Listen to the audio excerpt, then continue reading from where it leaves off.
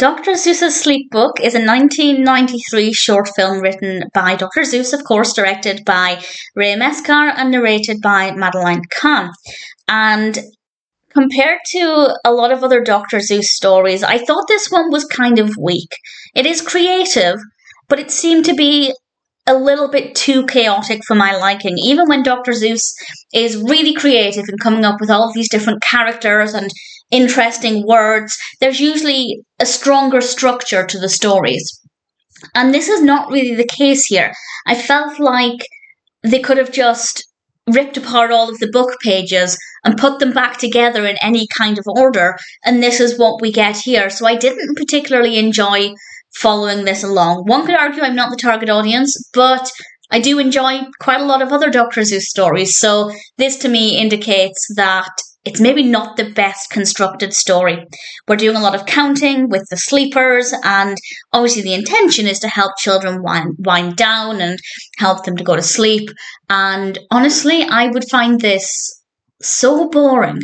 And that is because I'm narrative driven. I've always been narrative driven, even as a young child, that I would need to enjoy following along the story. And with this one, the opportunity isn't that strong, and I probably would fall asleep out of boredom more than anything else. So for me now, I didn't enjoy it at all. But I think even as a younger child, I don't think I would have taken to this one very much at all. It is creative. The characters do have some really interesting designs, and there are opportunities for counting, which is always something great to encourage children to do. But beyond that, I'm not really seeing that many benefits. If somebody wants to tell me that they loved it as a child or their young child loves it, fantastic. But for me personally, didn't care for it, whereas I do like a lot of other Dr. Seuss things.